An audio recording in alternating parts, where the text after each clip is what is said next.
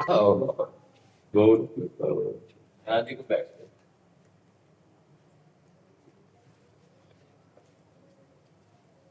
बहुत कृपा, बहुत कृपा। इधर महाराज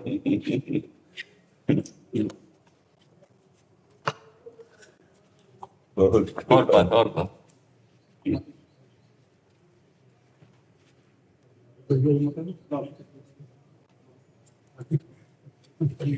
श्री राम श्री राम श्री राम बोलिए। श्री राम श्री राम। बहुत बीमार थे, बहुत याद किए, बना दिया। बहुत याद कर रहे थे, कोई प्राण तक की भूल चली गई थी। तो ठीक है, पूरा सब कुछ बोलो मेरे को हाँ हाँ,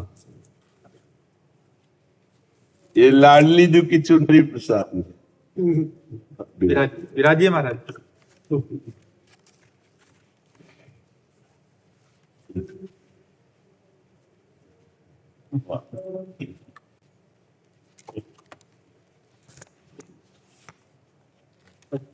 ऐसी स्थिति में वृद्धावस्था में आप कृपा करके दर्शन देने आते, ये माँ की तरह दुलारे माँ।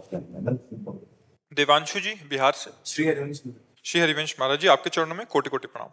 महाराज जी, जब आप कहते हैं कि कर्तुम अकर्तुम अन्यथा कर्तुम, तो बुद्धि यही कहने लगती है कि राधा वल्लभ जी जो अर्थात कारण तत्व है, चाहे तो क्या नहीं कर सकते, मैं भोगों से दूर हो पाऊं या ना हो पाऊं, वो सब कुछ कर देंगे मेरे लिए। हाँ, विश्वास, हाँ, ये विश्वास रखो, ये बंधनीय विश्वास है। पर जब तुम्हें जबान दिए तो गाली क्यों दो, मृदु वचन बोलो। जब तुम्हें हाथ दिए हैं तो गंदे आचरण क्यों करो, हाथों से अच्छे आचरण करो। पैर दिए तो अच्छी दिशा में चलो, गलत दिशा में क्यों चलते हो। अब उसमें कह दे कि राधा वल्लभ जी फिर बचा लेंगे, तो उनके दूसरे भी उपाय हैं, फिर वो दंड विधान से बचाएंगे तुम्हें। तो वो ऐसा ऑपरेशन करें उससे पहले होश में हो जाओ तो अच्छा है। नहीं, ऑपरेशन तो कर देंगे पक्का। अगर तुम्हें दृढ़ विश्वास है कर्तुम अकर्तुम अन्यथा कर्तुम हो, तो आप समझ लो फिर वो इंजेक्शन होश का लगा के ऑपरेशन करते हैं, बेहोश करके नहीं करते।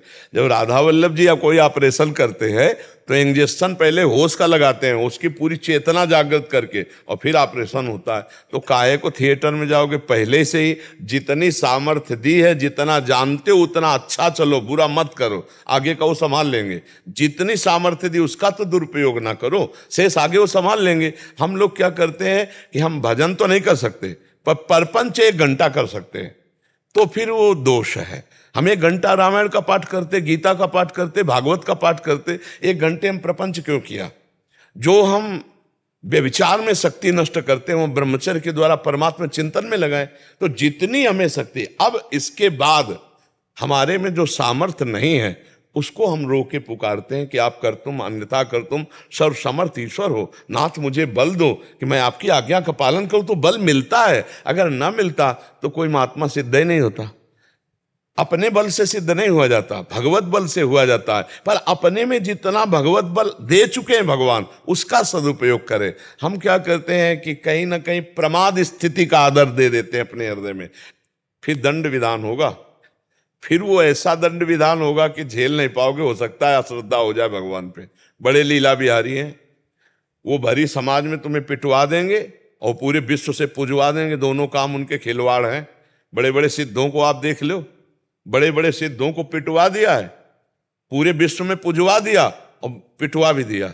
ठाकुर हरिदास जी का आप चरित्र पढ़ के देखो, माधवदास बाबा का चरित्र पढ़ के देखो, बड़े बड़े सिद्धों को। तो हमें लगता है भगवान को हम ये अवसर न दें, कर तुम अकर्तुम अन्यथा कर तुम, आप सब कर लेना, फिर वो दूसरी तरह से बचाएंगे तो पक्का, ये हमें विश्वास है। नामे भक्ता प्रणश्यति, पर ऐसा ऑपरेशन होगा कि शायद है तुम दुख न झेल पाओ। इसलिए जितना जानकर, हमें पता ये बुरा है तो हम नहीं करेंगे। अब हम वास्तविक जानते हुए भजन कर रहे हैं और भजन करते हुए उस बुराई से निपट नहीं पा रहे, तो पक्का समझ लो जन अवगुण प्रभु मानन काऊ, दीन बंधु अति मृदुल स्वभाव, राहत न प्रभु चित चूक किए की, करत सुरत सयबार ये की। ये बात समझ लो, फिर वो स्वयं हृदय में बैठ के सब ठीक कर देंगे। फिर अवगुण करे समुद्र सम गनत ना अपनो जान, राई के सम भजन को मानत मेरु समान। पर ये बात तब है जब विवश हम हैं। जानबूझ के अगर हम ऐसे आचरण करेंगे वो विवस्ता नहीं होती। विवस्ता होती है कि हम राम राम जप रहे, राधा राधा जप रहे, खूब जप रहे, खूब सही ढंग से चलना चाहते, पर पूर्वाभ्यास हमको गिरा रहा है। तो रात न चित प्रभु चूक किए के, फिर प्रभु उधर नहीं देखते, उसके हृदय की बात को देखते कि ये नहीं चाहता, निकलना चाहता, पर मेरी दुरंत माया ये फिसल रहा है। उस समय भगवान फिर अपनी शक्ति का प्रयोग करके उसे त्याग शक्ति, भक्ति शक्ति, ज्ञान शक्ति, ये शक्तियों का उन्मेष कर देते और वो बच जाता है, वो दिव्य हो जाता है। तो आप हमारी बात समझ रहे हैं, जितना हमारे दिमाग में पावर दिया हम उसका प्रयोग करें, जितना हमें बल दिया उसका हम प्रयोग करें, बेईमानी ना करें। अगर हम बेईमानी करेंगे तो फिर पिटाई हो जाएगी। साम दाम और दंड भेद से सीधे रास्ते लाऊं, नकली से बनाऊं असली, भगत मेरे मुकुट बड़ी। तो हमें लगता है वो पिटाई ना करें, अच्छा है। नहीं, उनके हाथ बड़े जोर के हैं, बड़े जोर के हैं उनके हाथ, इसीलिए डरते रहना चाहिए प्रभु से कि कहीं हमसे गलती ना हो जाए। फिर विवशता वाली और गलती में अंतर है। देखो, विवशता में तो हमारे छाती चौड़ी रहती है कि हमने नाम जप रहे हैं, हम आपका कीर्तन कर रहे हैं, आपके हैं। अब ये जो नहीं हो रहा, आप जान रहे हो मम माया दुरत्तया, हमसे नहीं समझ रही, आप संभाल लो, फिर वो सब संभाल लेंगे।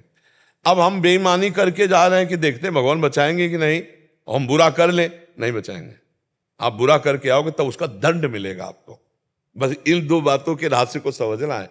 घोर से घोर पापाचरण हो जाने पर भी इतना भगवान नहीं दंड देंगे। किसको? विवशता।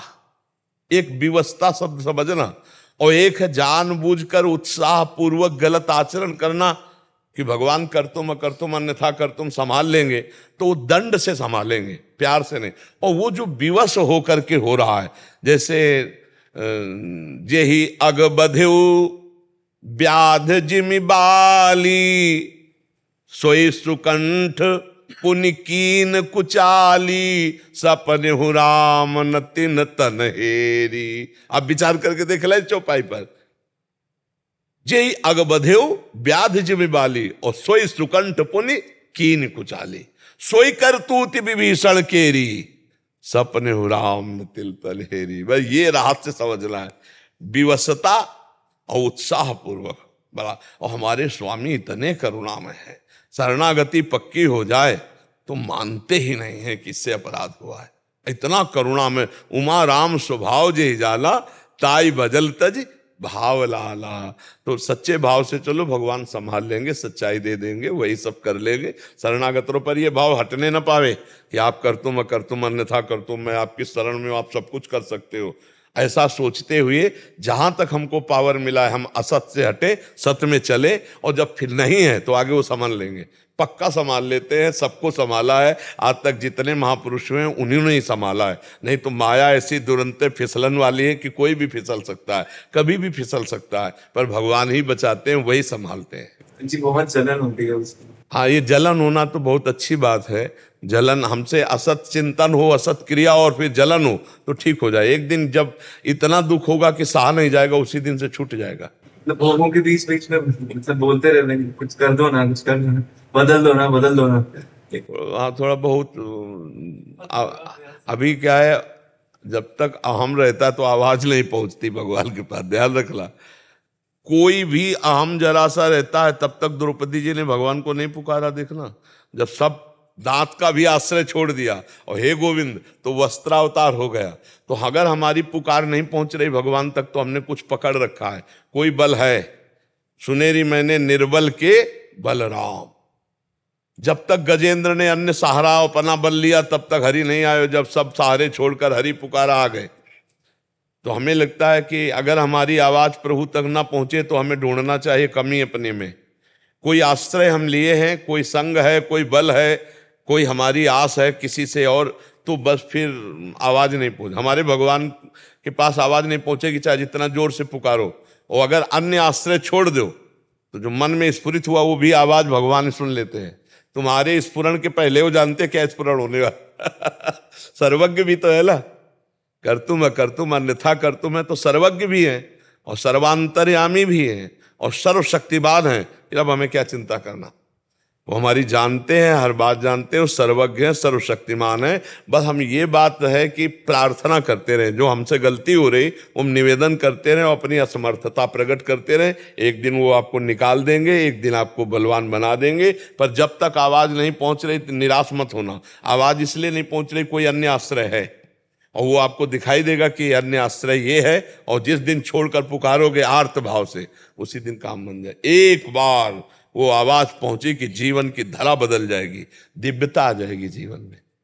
बुद्धि भी बहुत बड़ी बाधा उत्पन्न करती है, इसका लय कैसे हो जाए? सब ठीक हो जाएगा। देखो भगवान ने कहा मय्येव मन आधत्स्व मयि बुद्धिम निवेशय निविशस्यसि मय्येव अत ऊर्ध्वं न संशयः। पर हमारी ताकत नहीं, तो निवेदन करो ना कि मेरी मन बुद्धि आपके चरणों में समर्पित हो जाए। चाहता हूं पर ये समर्पित नहीं होती, तो आप मन बुद्धि को ले लीजिए। हे गुरुदेव, हे इष्ट देव, हे भगवान, ये मेरा मन, ये मेरी बुद्धि मेरे काबू में नहीं कि मैं आपको दे सकूं समेट के। फैल गए हैं ये संसार में, अब आप समेट लो, आप ले लो, ये भी काम आप वो भी कर लेंगे। वो आप भावना तो बनाओ, बार बार प्रभु के चरणों में निवेदन करो, वो ये भी कर लेंगे। ये बड़ा मस्ती का मार्ग है, शरणागत होकर के पे करने की जरूरत नहीं। एक चीज समझो, नाविक ने आज तक किसी की नैया डूबने नहीं दी, ऐसा खिवैया है। नाव आज तक डूबी नहीं, ऐसी नाव है, और आप उसमें बैठ गए मतलब शरणागत हो गए। अब क्या डर, अब बार बार बैलेंस बिगाड़ो नाव का, ये डूबो मत देना, ये गहरे में मत ले जाओ, ये इधर से चलो, तो नाविक कहेगा उतर जाओ। तुम्हें विश्वास नहीं, हजारों को पार किया है। तो हमारे इष्ट देव स्वयं खिवैया हैं, और उनका नाम, उनकी शरणागति ये नौका है, हम उसमें बैठ गए हैं। अब हमें चिंता क्या करनी, ये सब ठीक हो जाएंगे। राधा राधा राधा, प्रसन्न रहना सीखो। और दूसरी हम सूक्ष्म बात बता रहे, तुम कभी गंदे थे नहीं, गंदे हो नहीं, और गंदे हो सकते नहीं। कोई तुम्हें गंदा कर ही नहीं सकता। जो गंदे हैं, जो गंदे हो सकते हैं, उन्हीं को तुमने मैं मान लिया, इसलिए तुम अपने में गंदगी देख रहे हो। तुम चेतन अमल सहज सुख राशि, चेतन अमल, हाँ चेतन अमल सहज सुख राशि, कभी तुम गंदे नहीं हो सकते। तुमने अंतःकरण को अपना मान लिया, वो अंतःकरण गंदा, इसलिए तुम्हें अनुभव हो रहा है कि मैं गंदा हूं। अब भी आप गंदे नहीं, अब भी निर्विकार सच्चिदानंद में, पर अपने स्वरूप को भूलने के कारण पर यह थोड़ा ऊंची बात है। इसीलिए हम भगवान की शरण में ऐसा मानकर नाम जप करो, धीरे धीरे सब ठीक हो।